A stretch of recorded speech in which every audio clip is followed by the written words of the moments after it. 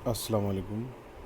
उम्मीद है कि आप घर पर सभी ठीक प्रकार से होंगे। आज हम केदारनाथ सिंह द्वारा रचित कविता बनारस का अध्ययन करेंगे। बनारस का अध्ययन करने से पहले हम उनके जीवन परिचय, उनके साहित्यिक परिचय, उनकी रचनाएं और उनकी भाषा शैली का अध्ययन करेंगे। जीवन परिचय में मैं बता दूं आप लोगों को कि केदारनाथ सिंह जी का जन्म 1934 को उत्तर प्रदेश के चकिया गांव में हुआ था।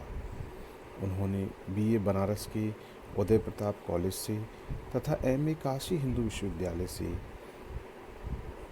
किया। पीएचडी आधुनिक हिंदी कविता में बिंब विधान का विकास पर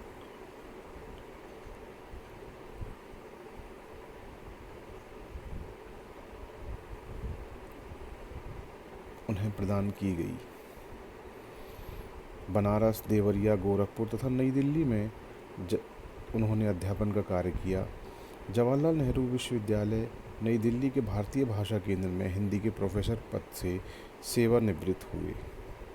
लेखन कार्य में उन्होंने अज्ञेय द्वारा संपादित तीसरा सप्तक में उनकी कविताएं शामिल की गईं। केदारनाथ जी हिंदी को षटोत्तरी कविता धारा के विशिष्ट रचनाकार हैं, जो पिछले 5 दशकों से रचना कर्म में लगे हैं। उनकी प्रमुख रचनाएं हैं काव्य संग्रह अभी बिल्कुल अभी, यहाँ से देखो, अकाल में सारस, ज़मीन पक रही है, आलोचना, कल्पना और छायावाद, निबंध संग्रह मेरे समय के शब्द, कब्रिस्तान में पंचायत। पुरस्कार अकाल में सारस पर साहित्य अकादमी पुरस्कार प्राप्त हुआ। मैथिली शरण गुप्त राष्ट्रीय सम्मान प्राप्त हुआ। कुमारन आशान व्यास सम्मान प्राप्त हुआ। दयावती मोदी पुरस्कार से वे सम्मानित किए गए। उनकी काव्यगत विशेषताएं कुछ इस प्रकार हैं। केदारनाथ सिंह नई कविता धारा के वरिष्ठ रचनाकार हैं। उनकी अधिकतर कविताओं में संवेदना और विचार की उपस्थिति उन्हें सहज और प्रभावपूर्ण बनाती है। सौंदर्य और प्रेम से युक्त कविताएं उनकी रहती हैं।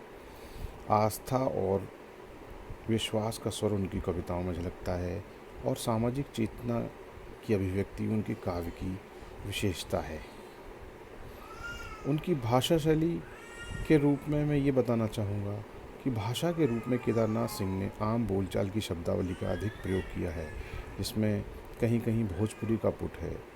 उनकी मान्यता है कि कविता का सबसे सीधा संबंध भाषा से है। भाषा प्रेषणीयता का सर्वसुलभ माध्यम है। जब तक भाषा प्रभावशील नहीं होगी, तब तक पाठकों को वो समझ में नहीं आएगी। हम दूसरे वीडियो में कविता के सार और उसके आदर्श पठन को देखेंगे।